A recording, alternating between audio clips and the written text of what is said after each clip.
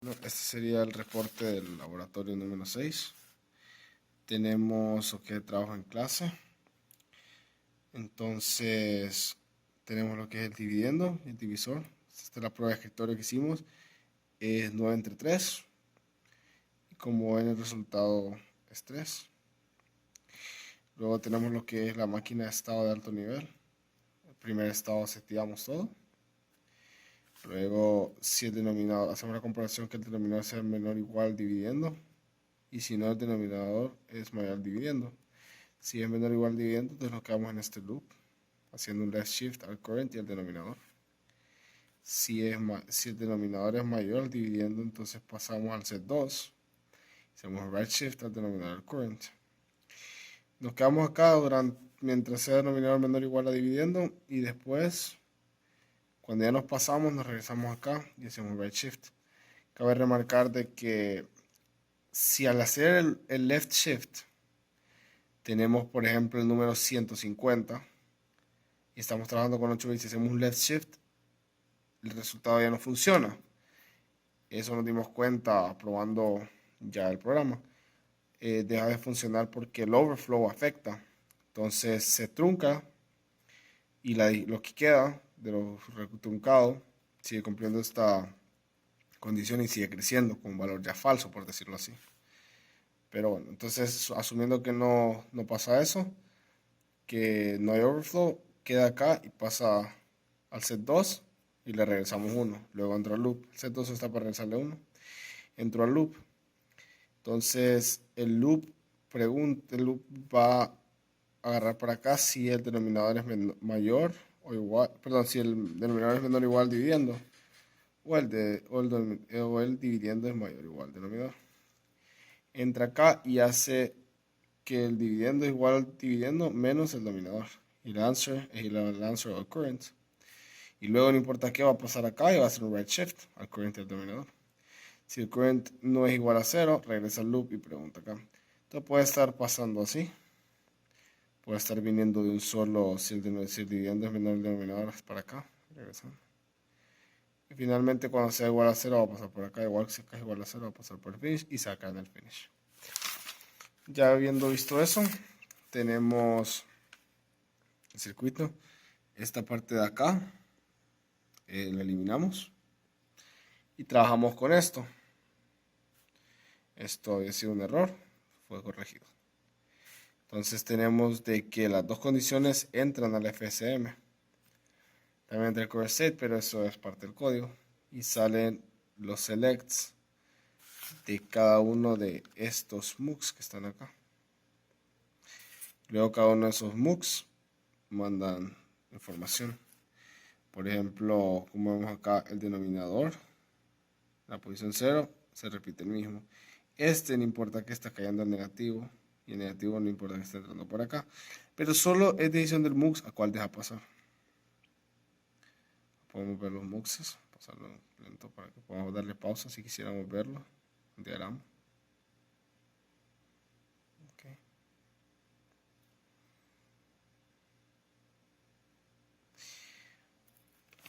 Ahora vamos a ver el código y luego vamos a ver la máquina de estado funcional.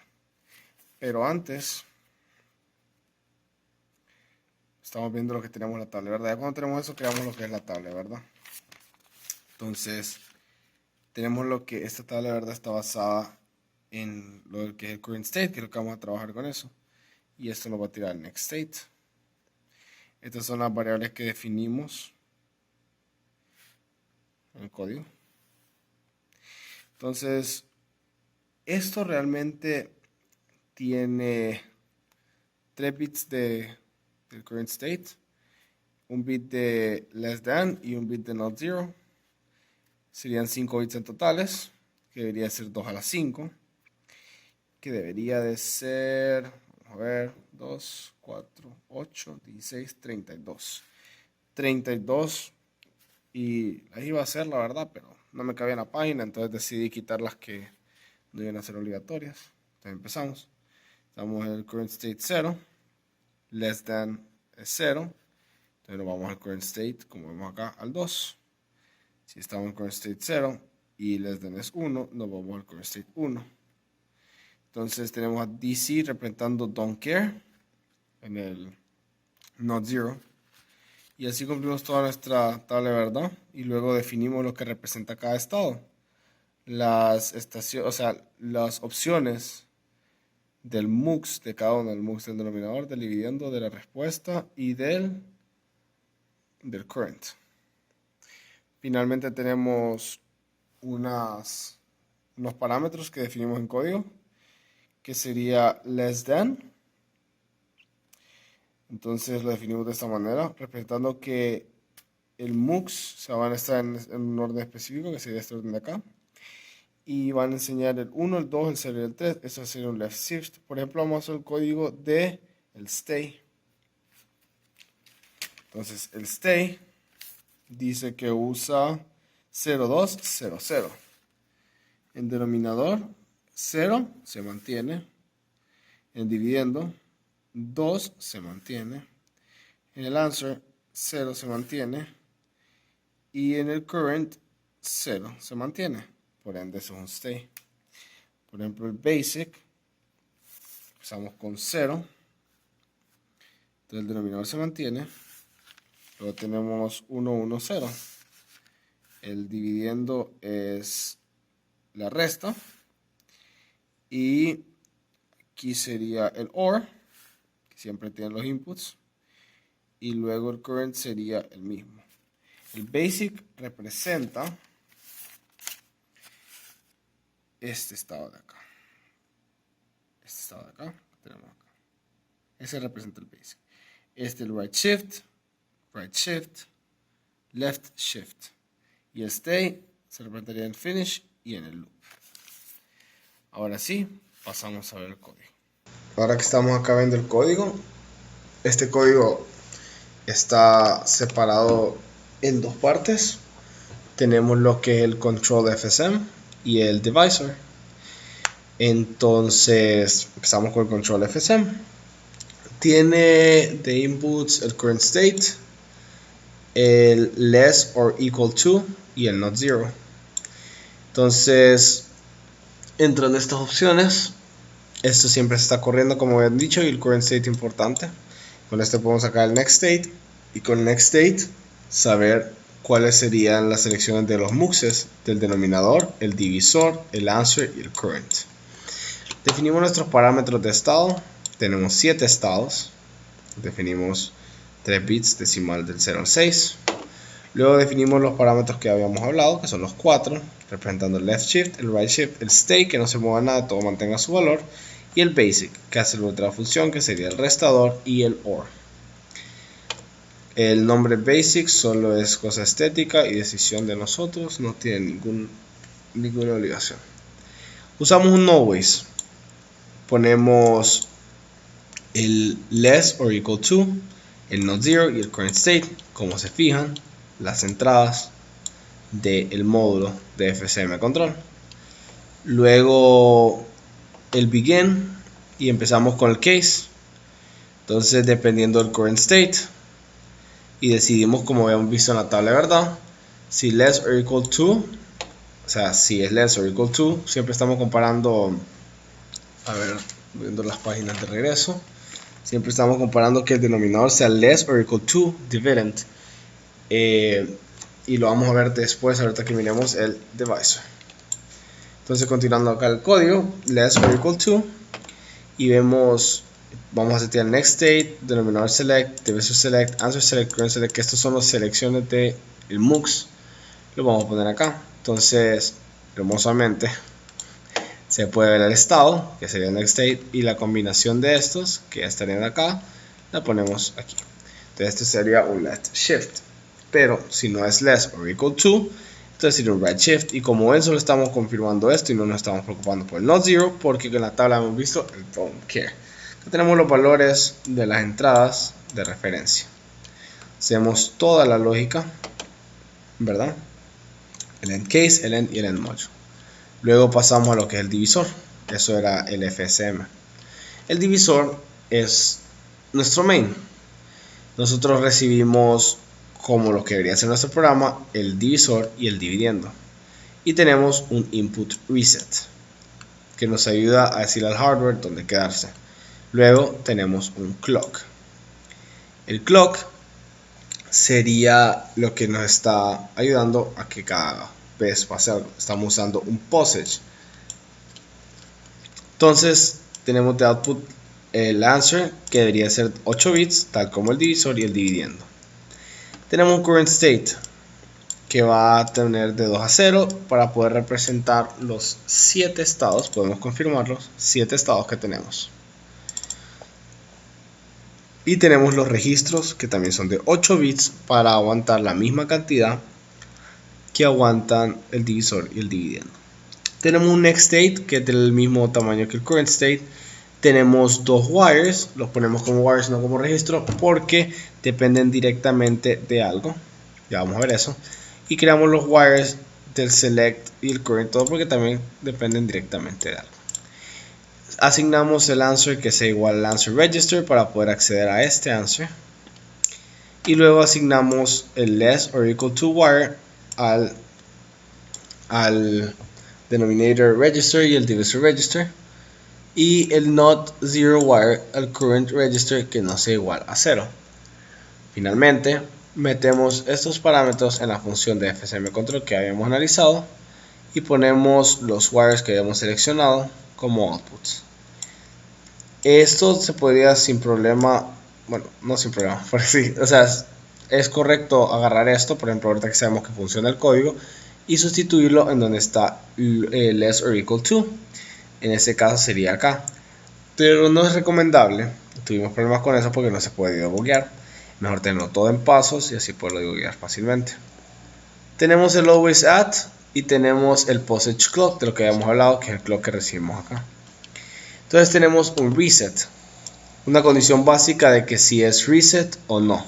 Entonces con el reset vamos a definir el básico, o sea, vamos a definir el pivote de lo que es el programa que tenemos, el divisor.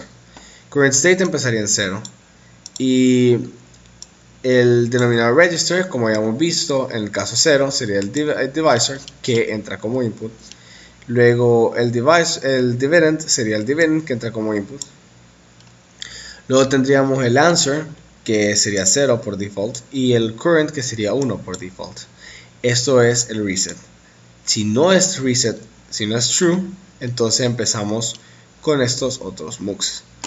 Si el current state siempre va a ser next state, siempre que el reset no esté activado. Entonces, ¿dónde sacamos el next state? Del retorno de la función FSM control, que sería nuestro FSM. Tenemos los casos de los 4 muxes y con ellos tenemos lo que pasa con cada una de las entradas. Y tal como estaba en el diagrama, definimos cada una. En el número 0 tenemos que el denominador registro se va a mantener. En la 1 va a ser un left shift, en la 2 un right shift y en la 3 va a setear su inicio. Esta se usa al principio, como ven acá, que sería la 3, pero no está acá. Ok, porque está directamente.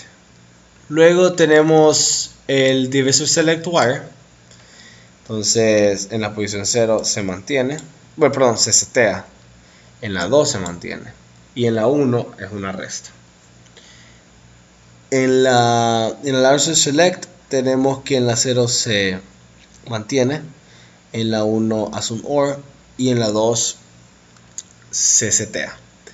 Y tenemos el current select, que en la 0 se mantiene, en la 1 es 1, se setea 1, en la 2 hace un right shift y en la 3 hace un left shift. Y básicamente eso sería todo nuestro código.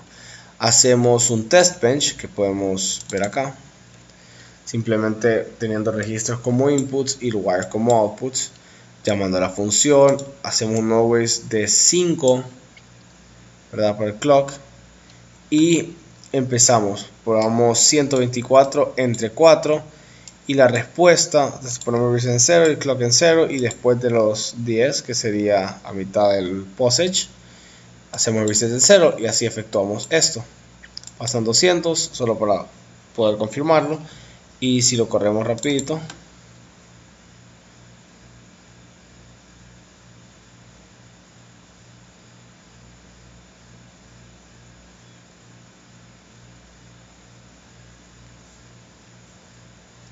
podemos ver las respuestas. Vamos a verlo de una forma más fácil. 124 entre 4 es igual a 31. Ahora vamos a probar con otro ejemplo. Por ejemplo, supongamos que queremos un 24 entre 4. O cambiando el 4 vamos a ponerle entre 6. Debería salir 4. Entonces probamos. Lo corremos otra vez. Si lo queremos salvar.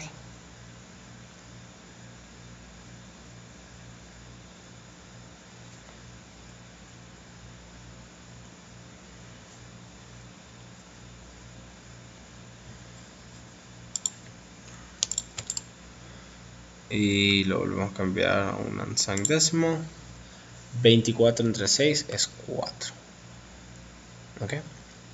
Y finalmente vamos a hacer un ejemplo de lo que pasa con lo que es el overflow que hemos mencionado. Para eso vamos a hacer unos cálculos ahorita. Empecemos, por ejemplo, dividiendo entre 2. Entonces iría 2, luego 4, 8, 16. Estos son cuando está haciendo el left shift. 2, 4, 8, 16, 32, 64, 128, 256. Entonces, si es mayor a 128, la próxima vez que haga right shift, arruina la información. Entonces, tenemos que poner un número que esté a dividir, o sea, que el dividendo sea mayor a 128. Entonces ponemos por el dividiendo que sea, por ejemplo, 160. Y no importa el número que le mandemos, mandémosle un 7. O bueno, dejémoslo en un 2. Sabemos que se puede dividir entre 2. Entonces la respuesta debería ser 80. Pero si lo corremos, no va a funcionar por el overflow que causa el 2 tratando de llegar a 160 a través de right shift. Entonces sí, si lo queremos salvar. Entonces el programa corre. Tenemos problemas. Vamos a ver qué me comí. A ver.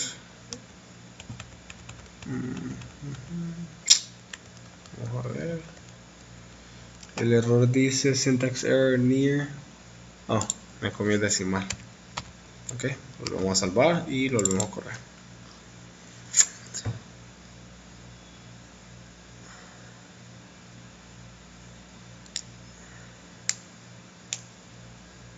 Okay. Inclusive debería dejarnos ver el problema que teníamos. Como ven, respuesta es 0 por los errores que vieron. Y si nos vamos a navegar a través del clock, vamos a hacer un zoom out. Ahí está. Llegar al principio. Vamos a hacerlo más fácil por acá. Un zoom in. Ok. Entonces, al principio tenemos que es X. Y luego todo está definido en el postage. Tenemos, vamos a cambiar otra vez esto de acá y lo vamos a cambiar, vamos a poner los otros valores, vamos a meter todos los valores. Pues sí, acá tengo un archivo que ya los tiene todos abiertos, el view. Okay. Entonces submit le damos y podríamos volver a hacer esto. Y aquí tenemos el resultado. Entonces regresamos al principio, como hemos dicho. Como se mantiene sería más fácil llegar. Y trabajamos por el clock. Entonces empezamos, todo está indefinido. Y acá se define en el postage. Esta es la malla que tenemos que ver, el then register. Este es el que está subiendo a tratar de ser menor o igual. Habíamos dicho la condición, como habíamos dicho en nuestro diagrama de alto nivel. La máquina está de alto nivel, que es denominador menor o igual a dividiendo, vamos a hacer right shift. Entonces 2 menor o igual a 160, correcto, right shift. 4 menor o igual a 160, right shift. 8 menor a 160, right shift. 16, 32, 64, 128 menor a 160, sí, right shift. Queda 0. Porque al hacer right shift hay un overflow. Y 0, no importa cuántas veces le hagamos right shift, va a seguir siendo 0. Termina el procedure y el answer queda en 0. Importantísimo tomar en cuenta, lo aprendimos a través de error. Eso sería todo por parte del código y finalmente vamos a ver la máquina funcionar.